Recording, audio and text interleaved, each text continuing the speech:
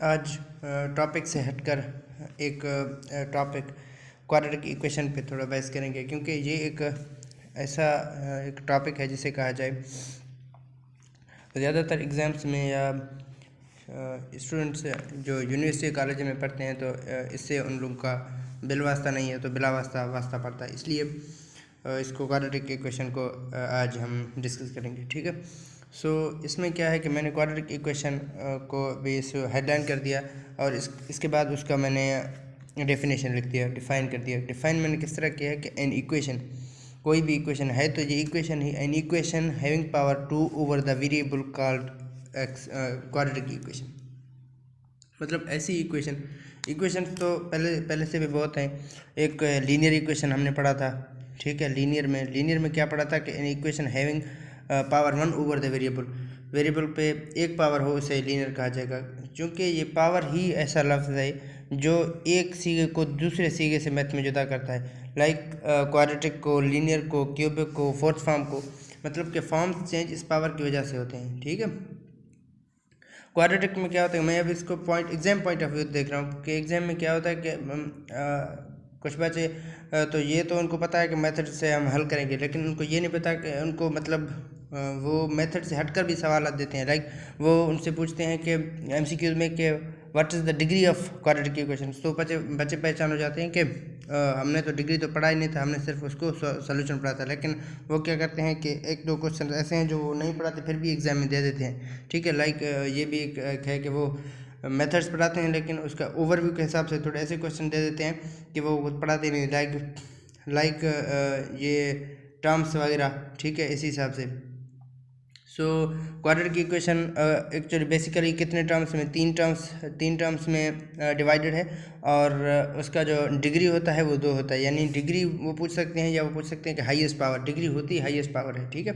सो इसका जो general formula है कि जनरल इसका एक फार्मूला है ax² plus bx plus c so is equal to 0। ये general form of quadratic equation, ठीक है। इसके 4 तरीके हैं बेसिकली सॉल्व करने के। पहला तरीका है यूजिंग फार्मूला, एक फार्मूला के हिसाब से एक फार्मूला है उसका, ठीक है, फार्मूला इस्तेमाल करके हल करते हैं। दूसरा ये है कि उसको ग्राफिकल मेथड से भी हल किया जा सकता है, ग्राफ से।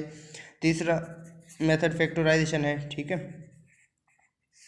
और चौथा मेथड चार मेथड है, उसका चौथा मेथड इसका कंप्लीटिंग स्क्वायर है। चूँकि सिर्फ 2 जो ऐसे टॉपिक्स हैं वो हैं तरीक़ेकार हैं जो प्रिसाइज़ हैं। यानी एक तो फार्मूला भी प्रिसाइज़ है लेकिन फार्मूला में थोड़ा टाइम लगता है, इसलिए ज़्यादातर एग्जाम में प्रेफर जो किया जाता है वो है कंप्लीटिंग स्क्वायर और दूसरा है फैक्टराइजेशन, ठीक है। मैं फैक्टराइजेशन को आज समझूंगा, ठीक है। इस वीडियो में मैं आप लोगों को फैक्टराइजेशन के बारे में बताता हूँ, ठीक है। फैक्टराइजेशन में देखते हैं कि हम किस तरह हल करते हैं किसी भी इक्वेशन। पहला मैंने एक मिसाल लिया, इसी मिसाल को हल करता हूँ, ठीक है।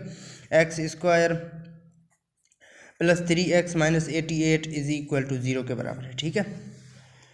So is equal to 0 means 0 के सामने क्वेश्चन नहीं था, लेकिन फिर भी इसने इक्वेशन दिया। इक्वल की निशानी इक्वेशन को सिंबलाइज करने के लिए इस्तेमाल होता है। अगर इक्वेशन ना हो तो ये क्वाड्रेटिक इक्वेशन नहीं बन सकती, फिर क्वाड्रेटिक एक्सप्रेशन बन जाएगा, ठीक है।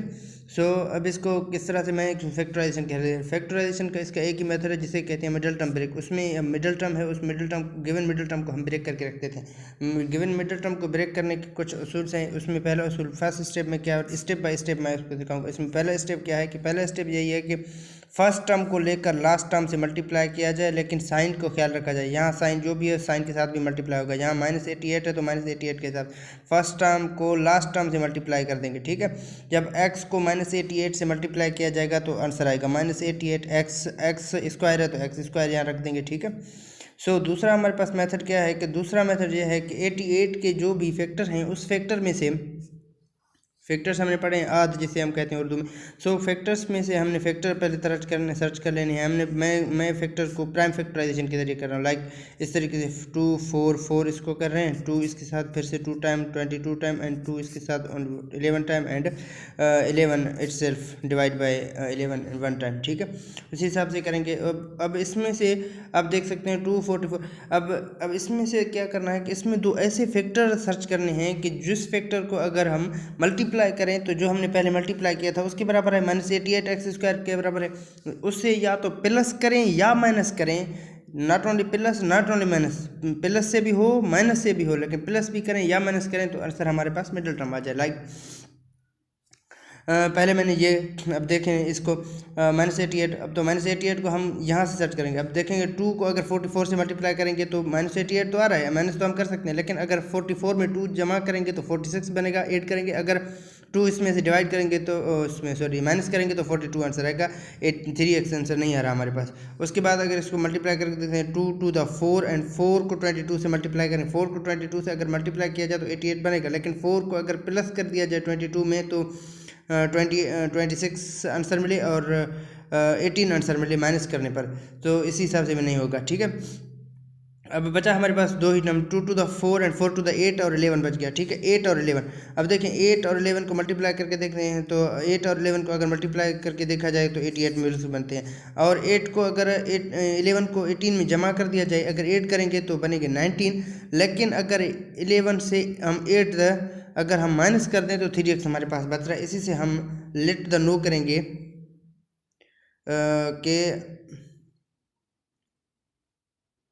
कि हमारे पास जो वो है कौन से जो दो फैक्टर हैं उसको हम इकट्ठा करके रखते हैं तो ये हमारे पास जो मिडिल टर्म है वो आ जाता है। ठीक है, इसमें से कैसे करेंगे,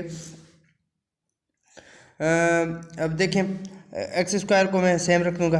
ठीक है, हमने मिडिल टर्म ब्रेक करना होता है तो मतलब हमने मिडिल टर्म ही सिर्फ ब्रेक करना है। ठीक है, मिडिल टर्म ब्रेक करके रख देंगे। प्लस क्या है तो मैंने अब देखें प्लस के 11x, अब 11x को अब यहाँ 11x को सपोज करें तो 11x मैं इसी हिसाब से रख दे रहा हूँ। 11x मल्टीप्लाई बाय -8x को मल्टीप्लाई करेंगे तो 11 - 8 इंटू द 88 बनते हैं, माइनस को सेम माइनस का x स्क्वायर बनेगा। ठीक है, सो -88x स्क्वायर बन जाता है। लेकिन अगर 11x से -8x अगर आप माइनस करते हैं तो 3x बचता है। -88 हम सेम रखेंगे, पहला और लास्ट टर्म सेम रखते हैं। ठीक है, इज इक्वल टू को सेम रखते हैं। उसमें क्या करते हैं, अब इसमें पेयर, अब इसमें 4 टर्म हो गए तो 4 में से अब पेयर बनेंगे। पहला पेयर ये होगा, दूसरा पेयर ये। पहले पेयर में से हम कॉमन लेते हैं, कॉमन मीन एक जैसे कौन से लेते हैं, एक जैसे पहले हम नंबरों में देखते हैं, नंबरों में कोई भी एक जैसे नहीं, 11 है या 1 है, कोई नंबर एक जैसा नहीं है। सो वेरिएबल में देखते हैं, यहाँ भी x है यहाँ भी x है, लेकिन वेरिएबल का हमेशा हम लोएस्ट पावर लेते हैं। यहाँ हाईएस्ट पावर 2 है, यहाँ लोएस्ट पावर 1 है, तो लोएस्ट पावर लेंगे 1 वाला। सो 1 वाला तो मतलब x लेंगे, 1 लगाने की ज़रूरत नहीं है हमें, एक x पहले से ही जो भी आप कॉमन लें उसको नंबर से डिवाइड कर दें। ठीक है, अंदरूनी वेरिएबल से डिवाइड करते हैं। आपने x लिया, x को डिवाइड कर रहा हूँ x के साथ, x स्क्वायर को डिवाइड किया x के साथ, x इंटू x इसका एक कट जाता है और इसका एक बचता है। ठीक है, प्लस का अलामत हम सेम रखेंगे। अब इसके साथ 11x है, 11 है, x से कैंसिल हो जाएगा, बचता है 11, इसको यहाँ सेम रख देंगे। ठीक है, अब यहाँ से हम कॉमन लेंगे, माइनस भी कॉमन है दोनों में तो हम यहाँ से माइनस भी कॉमन लेंगे, और रख दिया हमने 8 कॉमन लेंगे क्योंकि 8 इसको 1 टाइम इसको 11 टाइम हमें पता है डिवाइड करा, इसके साथ हम भी 11। और याद करें कि नंबर भी कोई अगर आपको कॉमन लेना हो तो हम हाईएस्ट नंबर कॉमन लेते हैं। 2 भी तो कॉमन निकल रहा था, लेकिन 2 के बाद 4 भी तो निकल रहा है, 4 के बाद हमने देखा कि 8 भी तो है ना, तो 8 के बाद अगर कोई भी हाईएस्ट नंबर हो तो वो डिवाइड नहीं हो रहा, लेकिन 8 डिवाइड हो रहा था। इसलिए हम कह रहे हैं कि हम जब नंबरों में कोई भी चीज़ कॉमन लें तो हाईएस्ट पावर कॉमन लेते हैं। ठीक है, हाईएस्ट नंबर कॉमन लेते हैं। हाईएस्ट नंबर 8 है जिसपे है x इस टाइम। ठीक है, x अगर अंदर नंबर से हम डिवाइड करें तो 8 कैंसिल हो जाएगा, x बच जाएगा जिसको हम लिख देंगे। ठीक है, अब जो माइनस आपने कॉमन लिया वो अंदरून जो माइनस है उसके साथ मल्टीप्लाई कर दें, माइनस माइनस जो भी होगा तो यहाँ आ जाएगा प्लस। ठीक है, अब 11 को 8 के साथ अगर डिवाइड करेंगे तो 8 को 88 के साथ आंसर अगर आप डिवाइड करें तो आंसर आएगा आपके पास 11। ठीक है, 11 आ जाएगा। ठीक है, इज इक्वल टू 0 आप सेम लगा दें। सही है, आपके पास दो टर्म्स दो जो हैं कि ब्रैकेट्स आपके पास मिल गए जो एक जैसी हैं। याद रखें जब भी आप मिडिल टर्म को ब्रेक करें तो ये दोनों ब्रैकेट आपके पास सेम होनी चाहिए। अगर आपके पास कोई भी दो ब्रैकेट सेम ना हो, सेम अगर नहीं बन रहे तो मतलब आपने जो फैक्टराइज किया वो गलत किया, यहीं से आप क्विट कर सकते हैं। ठीक है, सो अब इसमें से दो फिर दो बन गए तो फिर हम दोनों में से एक को कॉमन लेंगे, यहाँ पे भी है यहाँ पे भी, इसको कॉमन लेंगे। ठीक है, x + 11 को एक दफ़ा कॉमन ले लिया। अब जो कॉमन नहीं था उसको, अब x - 8 था अब इसको लेंगे। ठीक है, x - 8 जो कॉमन नहीं है है। अब इसमें से x माइनस 8 ये किसके बराबर कर दिया 0। अब दोनों टर्म हमारे पास सेपरेटली 8 माइनस 8 के पास बराबर हो रहे हैं, तो हम इसको क्या करेंगे, तो या तो हम कहेंगे कि x plus 11 is equal to 0 है, या हम कहेंगे कि x minus 8 is equal to 0 है, क्योंकि जुदा जुदा टर्म है और बराबर है 0 के। ठीक है, तो अब इसमें से x की वैल्यू तो आसान है, कैसे निकालेंगे, x is equal to condition same. अब x की वैल्यू निकालनी है तो माइनस 11 को उस तरफ ले जाएंगे। ठीक है, प्लस का 11 होगा तो माइनस का 11 बन जाएगा। ठीक है, x is equal to minus 11 पहले का आंसर आ गया। ठीक है, दूसरे का आंसर क्या था, x इज इक्वल टू 8 आ जाता है। ठीक है, ये हो गया इसका आंसर। सो अब किसी और मैं एग्जांपल लेता हूँ। अब इस हिसाब से दूसरा कोई क्वेश्चन है, सही ए स्क्वायर प्लस 13 प्लस 22। अब इसको फैक्टराइज करेंगे, मिडल टर्म ब्रेक करके रख देंगे। हमने पहला जो स्टेप पढ़ा था कि फर्स्ट टर्म को लास्ट टर्म से मल्टीप्लाई करते हैं, इसको मैं लास्ट टर्म से मल्टीप्लाई करूंगा, तो इसको अब लास्ट टर्म से अगर मल्टीप्लाई करेंगे तो ये बनेगा 22a। सही है, 22a स्क्वायर बनेगा, सॉरी। ठीक है, 22a स्क्वायर। अब क्या करेंगे, 22 के फैक्टर्स में से कोई दो फैक्टर लेंगे। पहले 22 को प्राइम फैक्टराइजेशन के जरिए फैक्टर करते हैं। ठीक है, 22 के, सो 2 बनेगा 1 टाइम एंड 11 इटसेल्फ। ठीक है, सो अब देखेंगे तो इसमें अगर देखा जाए तो इसमें सिर्फ दो ही फैक्टर बन रहे हैं। यही दो फैक्टर हैं कि जब इसको मल्टीप्लाई किया जाएगा तो 11 बनेगा, 11 टू द 22 बनेगा। और इसमें अगर 11 में से 2 हम माइनस कर दें, 11 में से अगर 2 माइनस कर दें तो 9 बच रहा है। अगर हम 11 में 2 प्लस कर दें तो 13 बन रहा है। ये ईजी है बिल्कुल, इसको समझने का इतना ट्रिकी नहीं है, इसलिए हम इसको ईजिली करेंगे। ठीक है, सो फर्स्ट टर्म को सेम रखते हैं, हमें पता है। ठीक है, अब इसको हमने मिडल टर्म को ब्रेक करके रखना है। मतलब मिडल टर्म को ब्रेक करके कैसे रखना है, आप 2 को पहले रख दें, 11 को पहले रखते हैं। अब प्लस में कोई चीज़ इसमें फ़र्क नहीं पड़ता, प्लस x लिखते हैं 11x और प्लस का 2x लिखते हैं। ठीक है, प्लस का 22 लास्ट वाला सेम रहेगा। ठीक है, अब इसमें 4 टर्म हो गए, पहला टर्म कॉमन, दूसरे टर्म में जोड़ लेते हैं, पेयर्स लेते हैं ना, पहले टर्म दूसरे टर्म। अब पहले टर्म में देखते हैं कि सॉरी यहाँ x नहीं आएगा, यहाँ चूँकि a है तो हम a लिखेंगे, सॉरी x नहीं। ठीक है, ए लिखेंगे। सही है, पहले टर्म में अब देखें तो ए कॉमन है। ठीक है, 11 में से 1 और 11 कोई चीज़ नंबर कॉमन नहीं है तो ए कॉमन है। ठीक है, ए का लोएस्ट टर्म लेंगे, ए एक का अंदर एक है, अगर इसमें ए से ए डिवाइड करें तो एक वाला ए बचेगा। ठीक है, ए बच जाता है। सो प्लस सेम लिखेंगे। ठीक है, ए यहाँ से चला गया। अगर एक मैंने कहा कि जो भी आप कॉमन बाहर लेंगे अंदर वाले से डिवाइड करेंगे। अब इसको अगर अंदर वाले से डिवाइड करें तो ए से कैंसिल हो जाएगा, बचेगा अंदर 11। ठीक है, अंदर 11 आप रख दें। इसी हिसाब से यहाँ पे भी 2a है, x नहीं है। ठीक है, ये बात याद रख लें। सो अब हम नंबरों में देखें तो हाँ, नंबरों में 2 हाईएस्ट कॉमन है, जो इसको 1 टाइम इसको 11 टाइम कर रहा है, तो a में दोनों में नहीं है, वेरिएबल एक ही रखेंगे। ठीक है, प्लस का 2 हम कॉमन लेते हैं। यहाँ अगर 2 कॉमन अगर से डिवाइड किया जाए तो 2 से कैंसिल, अंदर a बचेगा तो a लिख देंगे। ठीक है, प्लस का सेम है। अब 2 को अगर इससे डिवाइड करेंगे 22 से तो अंदर 11 बचेगा। ठीक है, तो 11 रख दें। दोनों का जो दो हमने ब्रैकेट बनाया वो ब्रैकेट भी हमारे पास सेम है।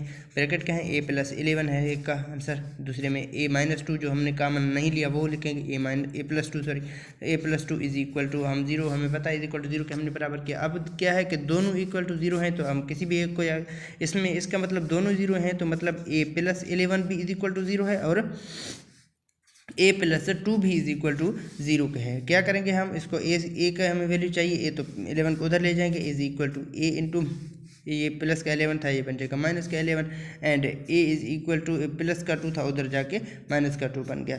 अब आपको पता है जब भी आप फैक्टराइजेशन से के ज़रिए करें या कोई भी अब उसमें फार्मूला अगर इस्तेमाल करें भी उसका क्वाड्रेटिक इक्वेशन का, तो फिर भी आपको क्वाड्रेटिक इक्वेशन के आपको दो वैल्यूज़ मिलेंगी। इस हिसाब से हम फैक्टराइजेशन करने पे भी आपको 2 ही वैल्यूज़ मिल रही हैं। ठीक है, अब कोई और एग्जांपल मैं लेता हूँ, कोई और क्वेश्चन एग्जांपल के हिसाब से मैं लेता हूँ। ठीक है, इसमें क्या है, इसको हम थ्रू द फैक्टराइजेशन के जरिए हल करते हैं। पहला स्टेप क्या है, फर्स्ट को लेकर लास्ट टर्म से मल्टीप्लाई कर देते हैं। फर्स्ट को लास्ट टर्म से अगर मल्टीप्लाई कर देते हैं तो यहाँ रफ अमल करेंगे। 4 को अगर 1 से मल्टीप्लाई करोगे तो 4x स्क्वायर, 1 से किसी भी नंबर को मल्टीप्लाई करेंगे तो वही नंबर आता है। ठीक है, अब 4 के हमने 2 फैक्टर्स लेने हैं तो 4 का हम प्राइम फैक्टराइजेशन करेंगे। ठीक है, 4 का 2 to the 4 and 2 one the 2 हमें पता है, 2 वन द 2 4। अब क्या करेंगे, 2 को अगर 2 से मल्टीप्लाई किया जाए तो 4 तो बनेगा। अब x को इसके साथ कर लें, x को इसके साथ x इंटू एक्स स्क्वायर बनते हैं। ठीक है, चूँकि हमने 4 अब इधर माइनस का लाना है तो हमने खुद दोनों में माइनस करना है, क्योंकि -2 ही -4 बनते हैं, इसलिए हम माइनस को दोनों में अपने आप लगा लेते हैं। ठीक है, 4x पहला टर्म हम सेम रखेंगे 4x स्क्वायर। अब -2x एक रखेंगे और -2x दूसरा रखेंगे, क्योंकि मिडिल टर्म हमें प्रिपेयर करना है। अगर -2x -4x से बनते हैं, लास्ट टर्म हमने सेम रखना है प्लस का 1। ठीक है, अब इसमें से हमने क्या करना है, पेयर बनानी है। एक पेयर ये बन गया, एक पेयर ये बन गया। आप इसमें इस पेयर में से नंबर को देखें कॉमन, हाँ हाईएस्ट नंबर 2 है जो दोनों में कॉमन है, और एक्स भी दोनों में कॉमन है तो 2 यहाँ लेंगे। अब एक्स के साथ 2 भी लेंगे, एक्स भी लेंगे। अगर 2 को अगर 2 से 4 से डिवाइड कर दिया जाए तो आंसर बनेगा 2। एक्स को अगर डिवाइड किया जाए एक्स स्क्वायर से तो आंसर एक्स की एक पावर को कैंसिल करके एक्स बन जाएगा, ठीक है। माइनस को सेम रखेंगे ठीक है। 2x चूँकि एक पूरा टर्म था जो बाहर निकला है इसलिए इसकी जगह पे क्या आ जाएगा, अंदर 1 आ जाएगा, ठीक है। अब दूसरी टर्म हम देखते हैं कि कोई भी अगर नंबर में देखें तो कोई भी नंबर कॉमन नहीं, अगर उसमें वेरिएबल्स में देखें फिर भी कोई वेरिएबल कॉमन नहीं, तो हम क्या करते हैं जहाँ कुछ भी अगर कॉमन ना निकले तो वहीं हम 1 कॉमन लेते हैं, ठीक है।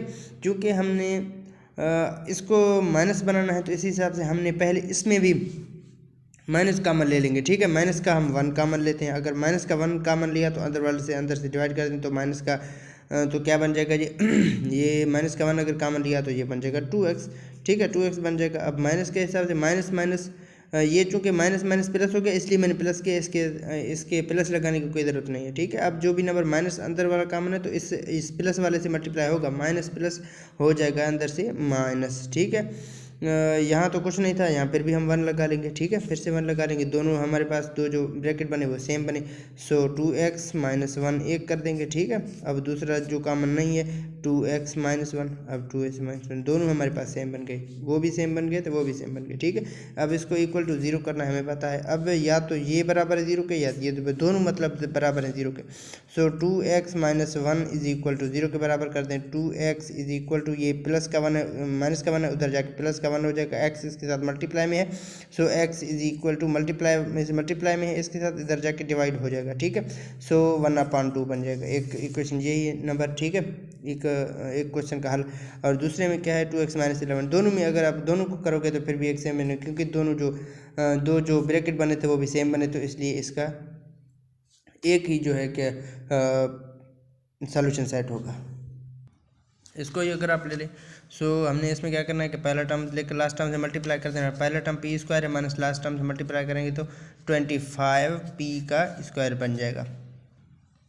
सो इसमें क्या करना है, अब इसमें से 25 के कोई भी दो फैक्टर्स लेने हैं। 25 को हम प्राइम फैक्टराइजेशन 25 का करेंगे तो क्या बन जाएगा 5 × 5 5 द 25 एंड 5 1 द 21, ठीक है। तो इसमें भी दो ही फैक्टर निकले, कौन से निकले 5 × 5 निकले, तो हम इसको p लगाएंगे, इसको भी p लगा के 5 × 5 25p स्क्वायर करेंगे, ठीक है। हमारे पास दो टर्म आ गए। सो इस हिसाब से पहला टर्म हम सेम रखते हैं, हमें पता है पहला टर्म सेम रखते हैं। इसके बाद प्लस का 5p एक के पास रखेंगे एंड प्लस का 5p दूसरे के हिसाब से, और इसको जब जमा करेंगे तो हम मिडिल टर्म हमारे पास आ जाता है एंड प्लस का 25 सेम इज इक्वल टू 0 बनते हैं। अब इसमें भी 2 पेयर्स बनाने हैं, एक पेयर ये एक पेयर ये। अब दोनों पेयर में से देखेंगे तो नंबर तो कोई कॉमन नहीं निकल रहा, हाँ हम अगर p कॉमन निकला है तो p इसमें स्क्वायर का p है तो स्क्वायर का p एक निकल गया तो एक p बच गया अंदर, ठीक है। प्लस का 5 एक p था वो जो अंदर बाहर आ गया तो इस हिसाब से अंदर p 5 बच गया खाली, ठीक है। इसमें से देखेंगे तो 5 कॉमन निकल रहा है p की बजाय, सो p को हम सेम रखें, 5 कॉमन निकालेंगे p को हम सेम रखेंगे एंड प्लस का सेम रखेंगे। अब जिसको भी बाहर निकाला उसको अंदर वाले से डिवाइड करेंगे, 5 को 25 से डिवाइड करेंगे तो आंसर बचेगा 5। दोनों हमारे पास जो ब्रैकेट बनी वो भी सेम बनी एंड p + 5 यहाँ भी लिख देंगे और क्या करेंगे p + 5 यहाँ भी लिख के दोनों को बराबर करेंगे 0 के, या तो ये बराबर है 0 के या ये बराबर है 0 के, एक ही ब्रैकेट दोनों का सेम है, फिर भी इसका फिर इसी हिसाब से इसके जो सोल्यूशन सेट होगा वो भी सेम होगा। p + 5 इक्वल टू, हमें p की वैल्यू चाहिए 5 की नहीं, सो हम 5 को उधर ले जाएंगे, p प्लस का 5 है तो उधर जाके माइनस का 5 बन जाएगा। इस बात का आप बड़ा ख्याल रखा करें, ठीक है। बाकी क्वेश्चन आप उसी हिसाब से देख लें। यही मेथड है जिसके हिसाब से हम फैक्टराइजेशन को यानी क्वाड्रेटिक इक्वेशन थ्रू फैक्टराइजेशन करते हैं।